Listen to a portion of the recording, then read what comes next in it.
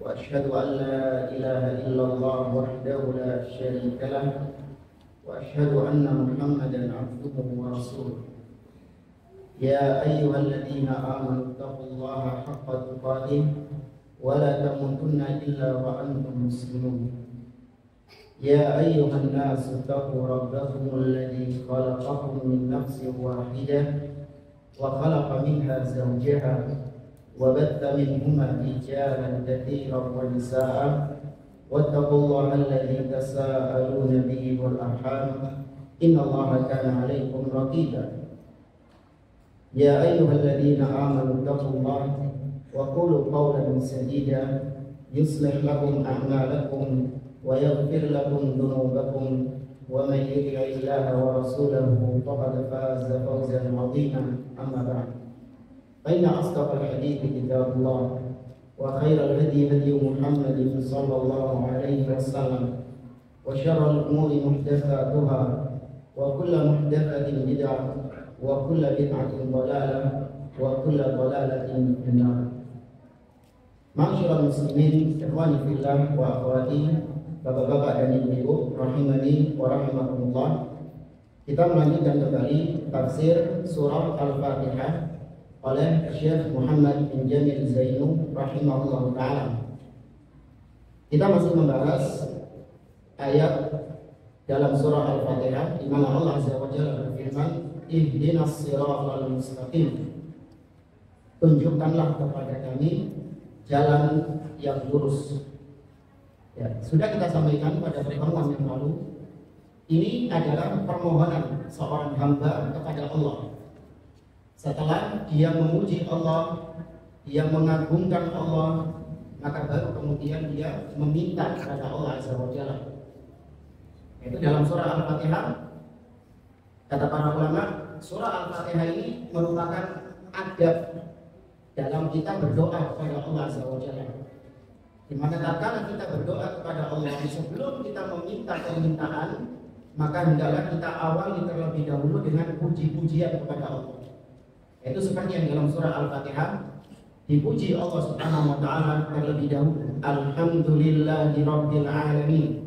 Ar-Rahmanir Rahim. Maliki yaumiddin. Iyyaka na'budu wa iyyaka nasta'in. Baru kemudian permintaannya, ihdinas siratal mustaqim. Ya Allah, berikanlah hidayah, petunjuk kepada kami ke jalan yang lurus. Yang sudah kita sampaikan, jalan yang lurus maknanya adalah al-islamus sahih. Islam yang sahih. Islam yang murni dari berbagai macam noda-noda kesyirikan dan kebid'ahan. Islam yang murni yang dahulu diturunkan kepada Nabi SAW, yang dibawa oleh Nabi SAW dan diajarkan kepada para sahabatnya. Ya, maka kita minta kepada Allah agar Allah membimbing kita untuk berislam dengan Islam yang murni, yang jauh dari noda-noda kesyirikan dan kebid'ahan, tanpa ada penambahan-penambahan dan tanpa ada pengurangan-pengurangan di dalam Islam. Ya, ini sudah kita sampaikan pada pertemuan yang lalu. Kemudian di sini Syekh membahas tentang hidayah. Ya, karena dalam ayat ini kita meminta hidayah, ihdina, berikan petunjuk, hidayah kepada kami. Nah, hidayah itu kata para ulama terbagi menjadi dua. Ya, petunjuk atau hidayah terbagi menjadi dua. Yang pertama disebut dengan hidayatul irsyad. Hidayah al-irsyad atau al-ilm, hidayah berupa ilmu. Dan yang kedua adalah hidayatul taufik, hidayah berupa taufik. Apa bedanya dua hidayah ini? Kalau hidayah ilmu, seorang sudah mendapatkan petunjuk dari Allah, namun hanya sebatas pengetahuan saja, hanya sebatas ilmu saja. Maka kalau hidayah ilmu, semua orang bisa memberikannya. Dan seorang ustadz bisa memberikan hidayah kepada para jamaahnya, tapi hanya berupa ilmu. Nabi SAW memberikan hidayah kepada umatnya atau kepada orang-orang Quraisy, tapi hanya berupa pengetahuan. Maka dari sisi ini kita bisa mengatakan bahwa Abu Jahal, Abu Lahab, dan orang-orang musyrikin yang lain, mereka sudah dapat hidayah ya? Boleh kita katakan mereka sudah dapat hidayah, tapi cuma sebatas hidayah ilmu. Ya, orang-orang Yahudi, kita katakan mereka sudah mendapatkan hidayah karena mereka mendapatkan ilmu. Di dalam kitab Taurat mereka tentang kedatangan Nabi Muhammad SAW, mereka sudah tahu ilmunya. Ya, maka hidayah ilmu itu bisa siapa saja memberikan hidayah itu. Kalau hidayah yang kedua adalah hidayah taufik, yaitu Allah Subhanahu wa Ta'ala memberikan hidayah kepada orang tersebut untuk mengamalkan apa yang telah dia ketahui. Ya, untuk mengamalkan apa yang dia ketahui itu. Maka ini hanya milik siapa ini yang bisa seperti ini? Milik Allah Subhanahu wa Ta'ala. Nabi SAW nggak bisa ngasih hidayah taufik kepada siapapun yang beliau inginkan. Buktinya apa? Paman beliau Abu Thalib. Ya, Abu Thalib ketika dalam kondisi mau meninggal dunia, Nabi SAW mendatangi Abu Thalib, mengajaknya untuk masuk Islam. Ya, Nabi SAW mengatakan kepada Abu Thalib, "Ya ammi, qul la ilaha illallah kalimatan uhajju laka biha indallahi yaumil qiyamah." Wahai pamanku, ucapkanlah la ilaha illallah, satu kalimat saja yang apabila kau ucapkan sekarang, kelak akan aku jadikan sebagai hujjah, sebagai bukti untuk membelamu di hadapan Allah di hari kiamat. Namun ternyata disetani sama Abu Jahal. Ya, Abu Jahal ada di sampingnya. Abu Jahal mengatakan, "Ya Aba Thalib, atarghabu an millati Abdul Muttalib." Wahai Abu Thalib, apakah engkau sudah benci, sudah gak suka lagi dengan agama nenek moyangmu? Maka terus diulangi oleh Nabi, diajak terus masuk Islam sama Abu Jahal digagalkan sampai akhirnya terakhir Abu Thalib mati tidak mengucapkan la ilaha illallah, alias mati dalam kondisi kafir. Maka kemudian turun firman Allah Azza wa Jalla, "Innaka la tahdi man ahbabta, walakinnallaha yahdi man yasha." Sesungguhnya kau wahai Muhammad tidak bisa memberikan petunjuk, hidayah kepada siapapun yang kau cintai. Tapi Allah yang memberikan hidayah kepada siapapun yang Allah kehendaki. Itu milik Allah, hidayah taufik. Bukan milik Nabi SAW. Tapi di ayat yang lain Allah mengatakan tentang Nabi SAW, "Wa innaka latahdi ila siratin mustaqim." Dan engkau wahai Muhammad sungguh benar-benar memberikan hidayah kepada manusia ke jalan yang lurus. Nah, jadi di ayat pertama tadi Allah mengatakan Nabi tidak bisa ngasih hidayah. Tapi di ayat yang lain Allah mengatakan Nabi bisa memberi hidayah. Apakah ada kontradiksi? Apa ada kontradiksi dengan dua ayat ini? Tidak. Ya, kalau kita memahami ayat tersebut atau kita memahami hidayah terbagi menjadi dua, maka mudah memahami. Ayat yang pertama tadi maksudnya hidayah taufik. Nabi nggak bisa ngasih hidayah taufik. Allah yang memberikan hidayah taufik. Tapi ayat yang kedua, Nabi memberikan hidayah ke jalan yang lurus. Maka ini hidayah apa namanya? Hidayah ilmu. Hidayah al-irsyad. Dan seorang atau hidayah taufik itu terbagi lagi menjadi beberapa model. Yang hidayah taufik ini terbagi lagi menjadi beberapa macam. Yang pertama adalah al-fahmu, paham. Ya, paham itu dari Allah Subhanahu wa Ta'ala. Itu taufik dari Allah Subhanahu wa Ta'ala. Ada orang ikut pengajian, dia ikut kajian 1 jam, 2 jam, duduk mendengarkan kajian. Mesti nggak dia paham apa yang diucapkan sama ustaznya? Nggak mesti, belum tentu. Ya. Bukan yang ini loh ya, bukan yang ikut kajian terus tidur, nggak dengarkan kajiannya, bukan. Ini dia mendengarkan, dia serius menyimak. Tapi ternyata apa yang disampaikan sama ustadznya tidak dipahami sama dia, nggak paham. Padahal jamaah yang lain paham. Maka pemahaman ini juga apa? Taufik dari Allah Subhanahu wa Ta'ala. Yang dijadikan paham sama Allah, maka berarti dia diberi taufik oleh Allah untuk paham. Itu bukan dari kita, bukan dari ustadznya. Kita pernah ngajar di seperti yang ngajar anak-anak usia SMP gitu. Saya mengajarkan beberapa pelajaran tentang al-asma wa sifat, nama-nama dan sifat-sifat Allah Subhanahu wa Ta'ala. Saya tanya kepada para siswa, apakah kalian sudah paham semua? Ada ternyata yang nggak paham. Maka saya ulangi lagi penjelasannya. Tak ulangi lagi. Paham? Jujur saja nggak apa-apa. Dia bilang masih belum paham. Kalian dia serius dengerin, bukan main-main, enggak. Serius dia mendengarkan, menyimak. Tapi tetap nggak paham. Saya sederhanakan lagi pembahasannya. Padahal yang lain paham semua, tinggal satu anak ini nggak paham. Saya sederhanakan lagi pembahasannya, kemudian saya tanya, paham nggak? Tetap masih nggak paham. Sampai saya itu gemes waktu itu. Kok nggak paham? Ketika saya tahu bahwasanya pemahaman itu adalah taufik dari Allah, maka ya sudah. Ya, mau gimana lagi? Gak bisa ustadz, guru memaksa muridnya untuk paham, itu gak bisa.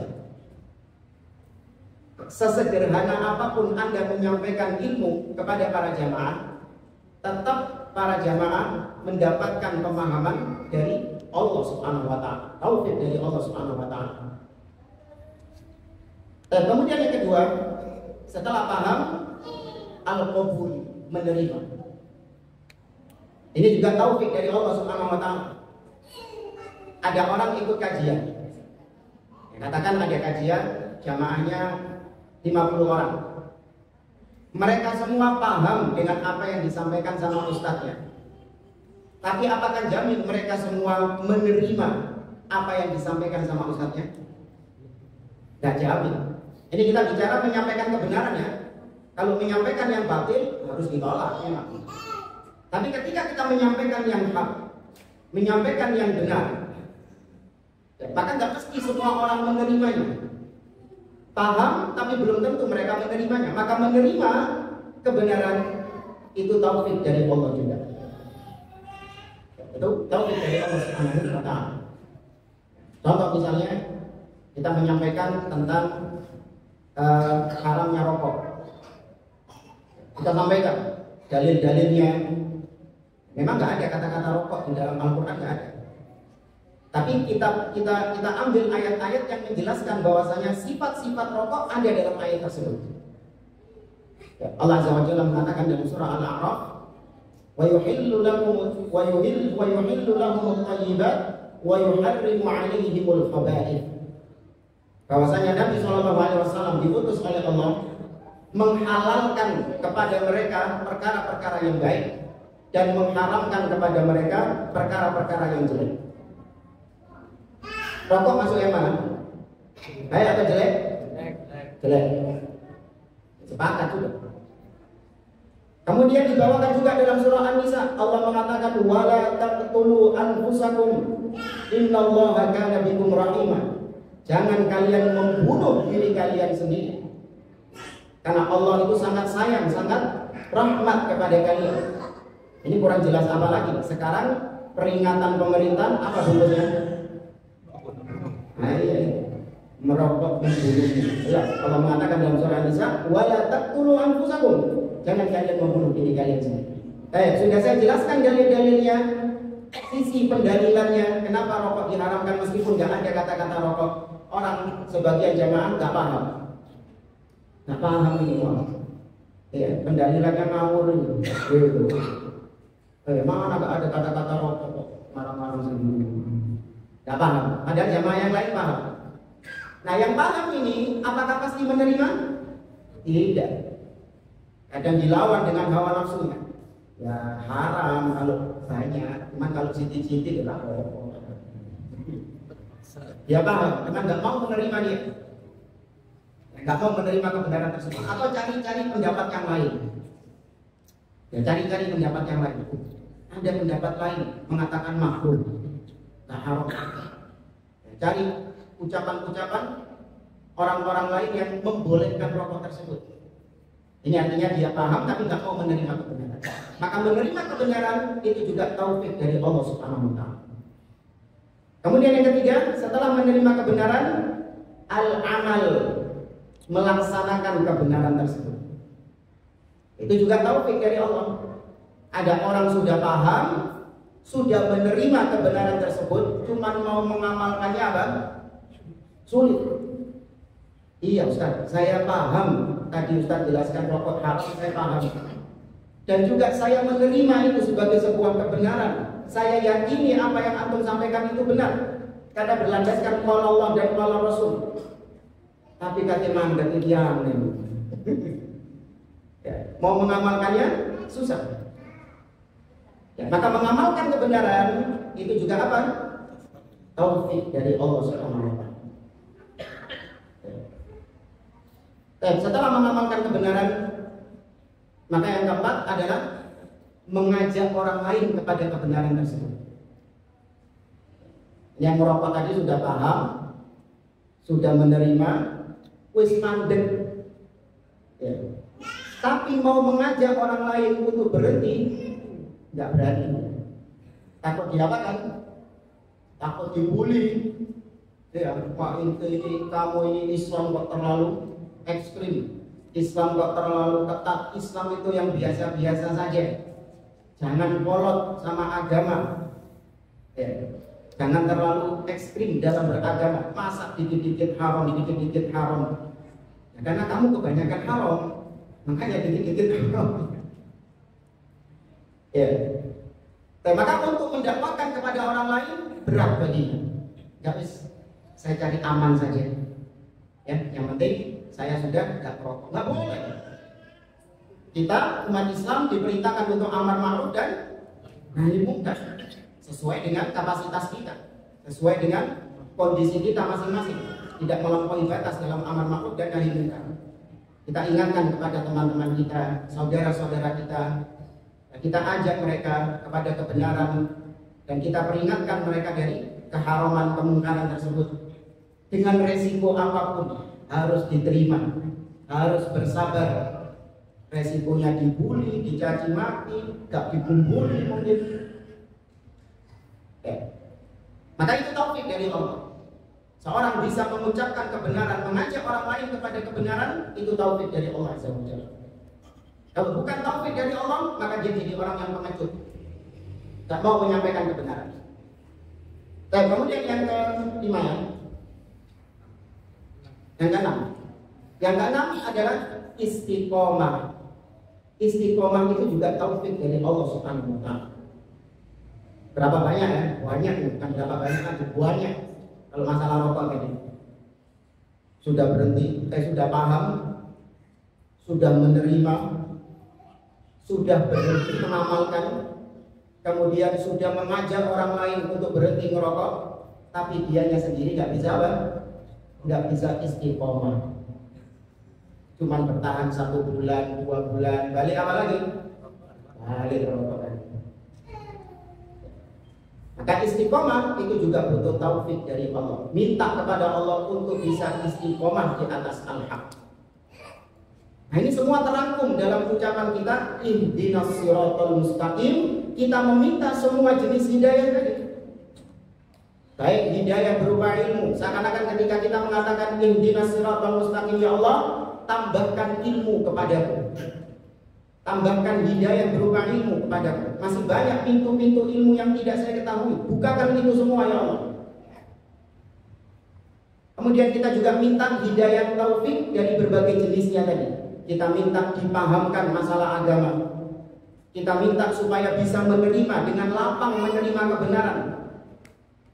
Ya, gak pakai menunda-nunda kalau menerima kebenaran, langsung ketika itu juga menerima kebenaran itu. Dan juga bisa mengamalkan kebenaran itu dengan baik. Dan mengajak orang lain kepada kebenaran tersebut. Dan istiqomah di atas kebenaran itu sampai mati. Dan itu semua terangkum dalam ucapan ihdinas siratal mustaqim. Maka gak benar Kata sebagian orang, kalau ihdinas siratal mustaqim itu adalah menunjukkan bahwasanya kita lagi tersesat.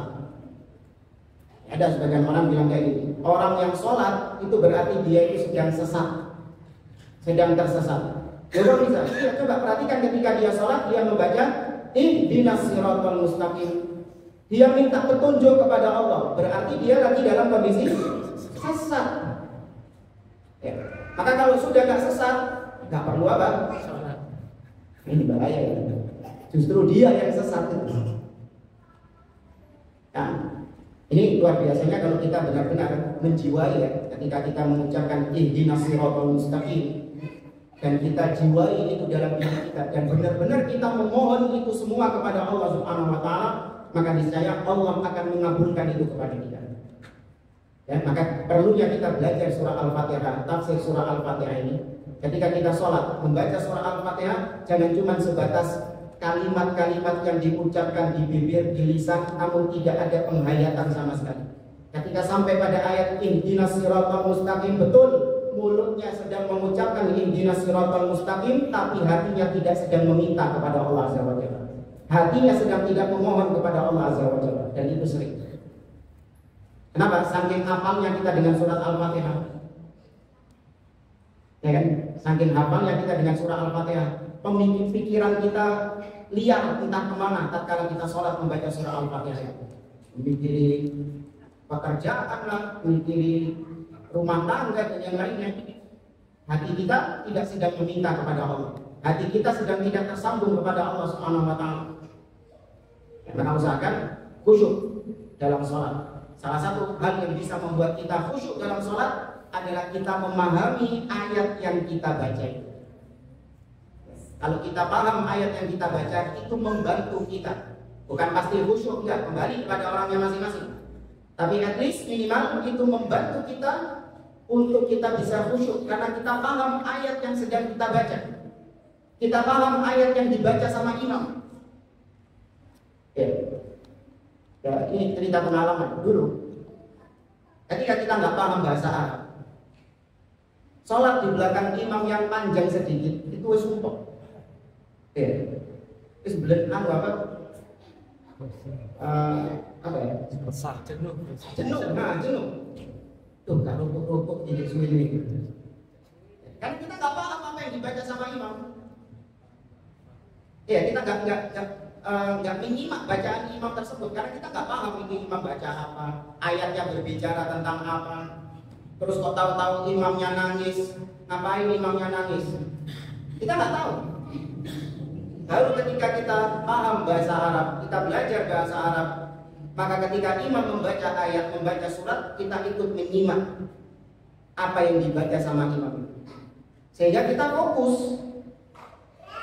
Ya, sehingga kita fokus mendengarkannya karena kita paham yang dibaca sama imam. Nah, ini sama seperti misalnya antum mendengarkan pengajian ini, antum menyimak saya karena saya menyampaikan dengan bahasa yang dipahami sama Anda. Coba sekarang saya ceramah pakai bahasa Inggris, antum nyimak nggak? Anda menyimak? Nggak menyimak Anda. Mungkin wajahnya menyimak otak saya, tapi pemikirannya kemana? Kemana-mana. Oh, nggak paham.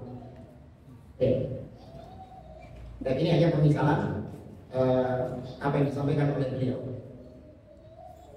Maka hidayah terbagi dua, hidayah taufik dan hidayah irsyad.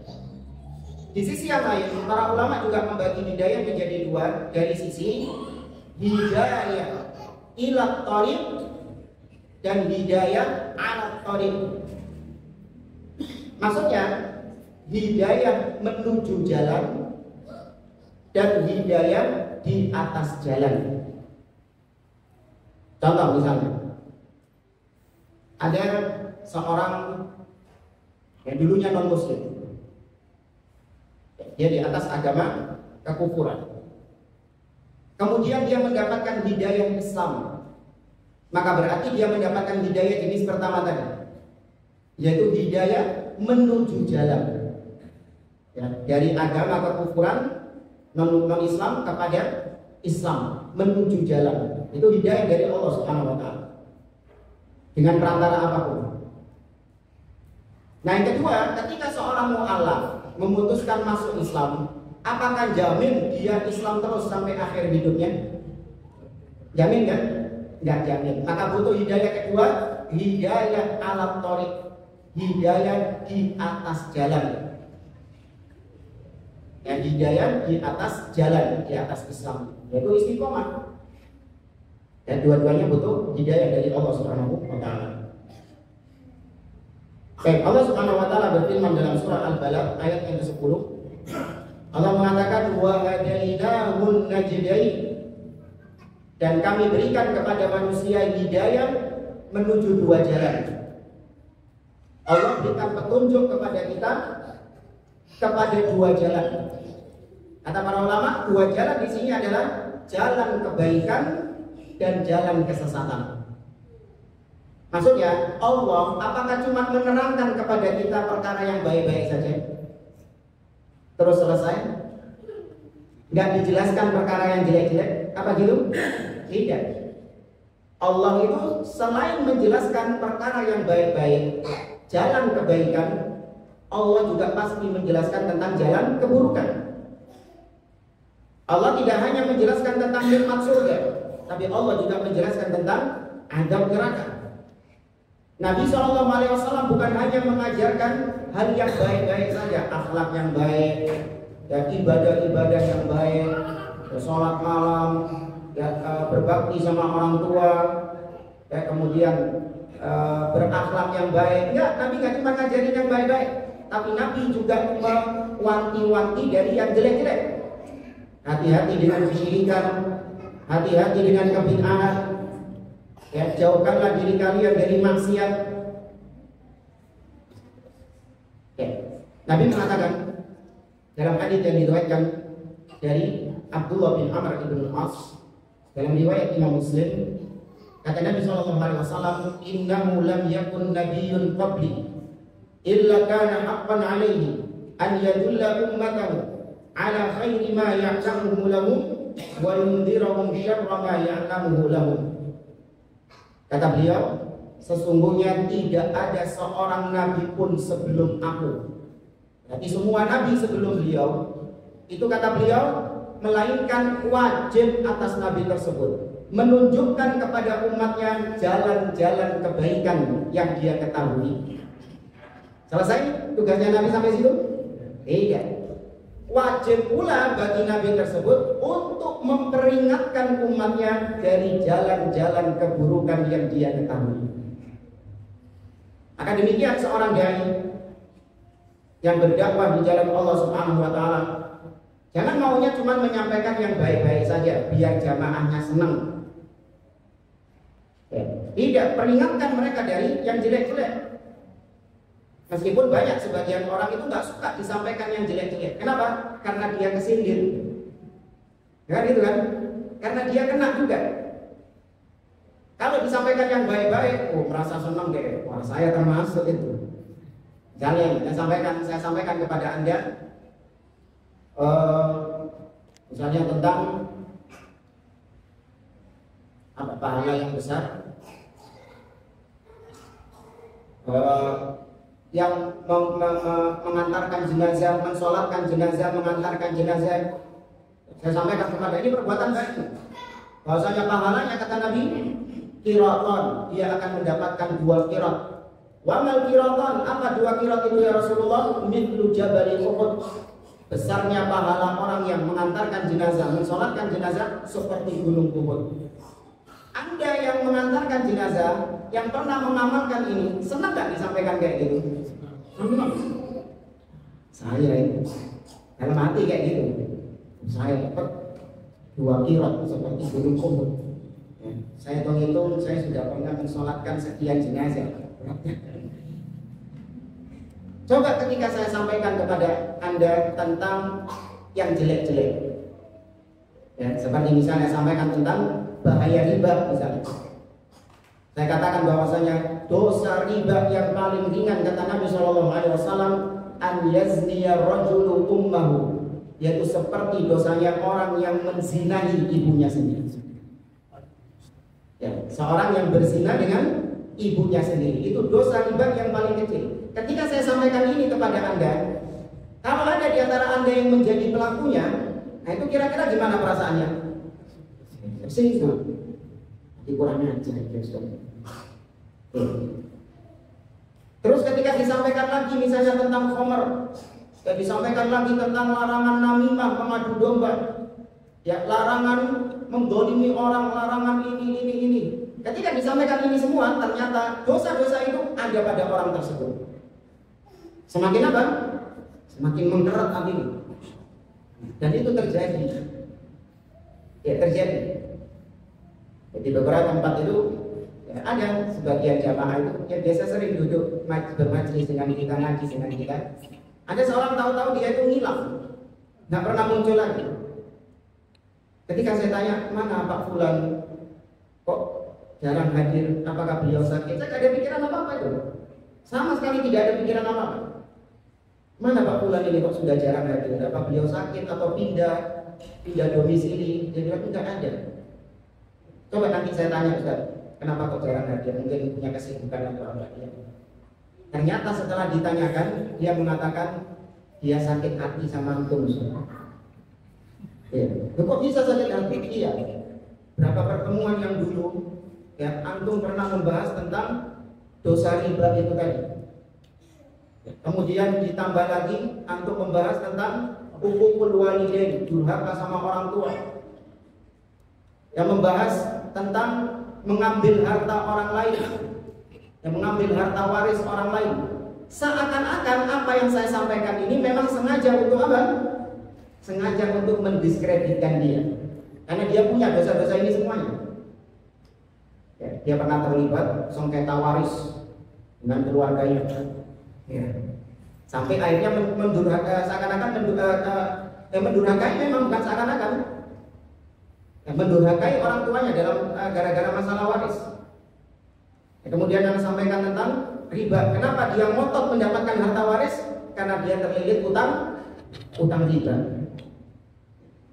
Nah, ketika saya sampaikan ini, mangkel, loro hati ya.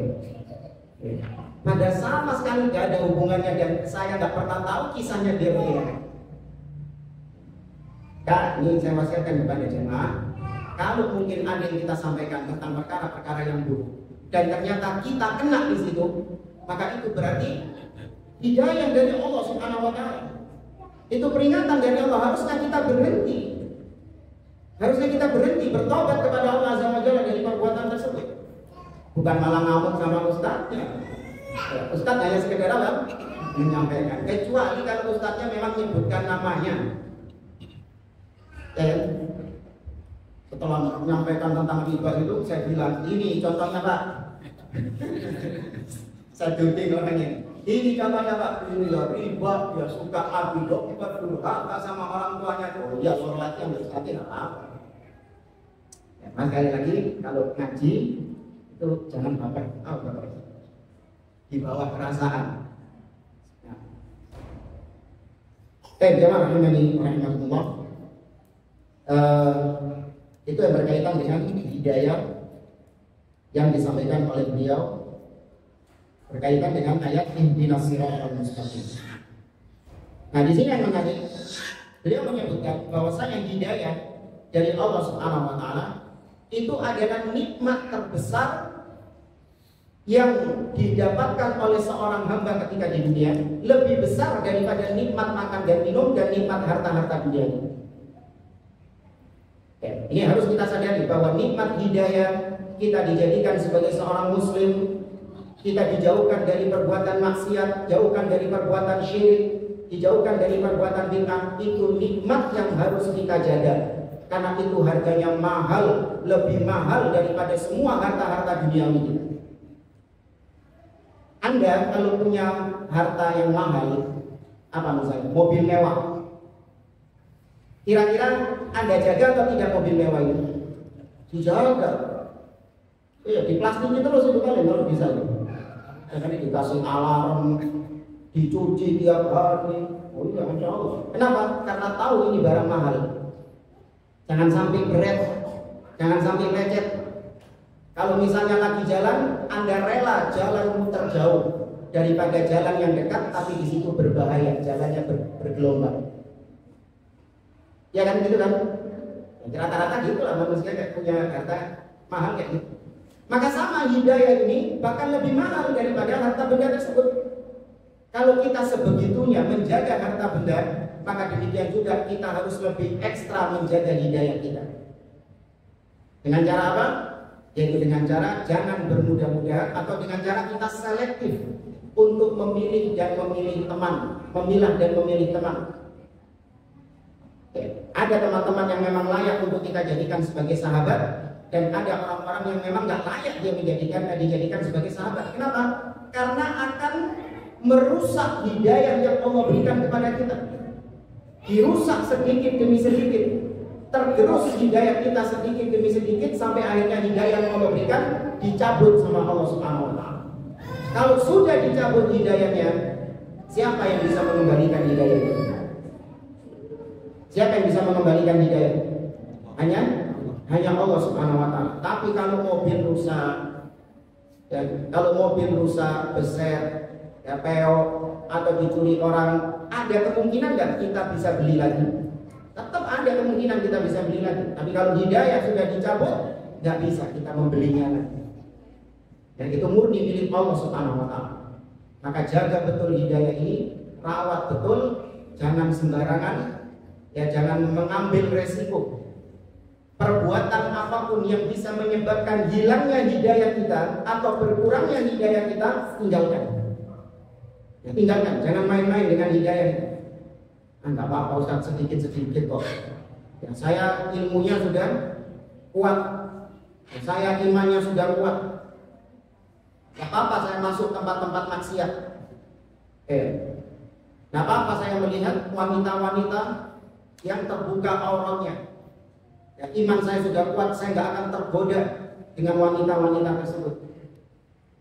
Jangan. Apapun, perbuatan apapun yang menyebabkan, yang beresiko hilangnya hidayah kita, dicabutnya hidayah kita, maka tinggalkan itu. Jangan main. Maka hidayah inilah yang pertama kali disyukuri oleh para penghuni surga. Para penghuni surga, ketika mereka menginjakkan kakinya pertama kali ke surga, yang mereka syukuri bukan indahnya surga, bukan kenikmatan-kenikmatan surga, bukan bidadari-bidadari surga yang cantik, bukan. Ketika mereka menginjakkan kaki pertama kali di surga, Allah sebutkan dalam surah Al-A'raf ayat 13, mereka mengucapkan wa qalul hamdulillahilladzi hadana li hada wa ma kunna linahtadiya laula an hadana Allah. Kayaknya bukan ayat 13, 31 berarti. Nanti dijaga. Mereka mengatakan segala puji bagi Allah yang telah memberikan kita hidayah sehingga kita bisa sampai ke tempat ini. Seandainya Allah tidak memberikan hidayah kepada kita, kita nggak akan mungkin bisa sampai ke surga. Jangan ujub, jangan merasa bahwasanya ketika kita sudah bisa mendapatkan hidayah tersebut, maka itu karena perjuangan saya, karena kerja keras saya, karena kecerdasan saya. Tidak. Itu murni dari siapa? Dari Allah Subhanahu wa Ta'ala. Ya, baik. Saya cukupkan sampai di sini. Kurang lebihnya mohon maaf. Kita akhiri. Subhanallahumma wa bihamdihi, asyhadu an la ilaha illa anta, astaghfiruka wa atubu ilaik. Wassalamualaikum warahmatullahi wabarakatuh.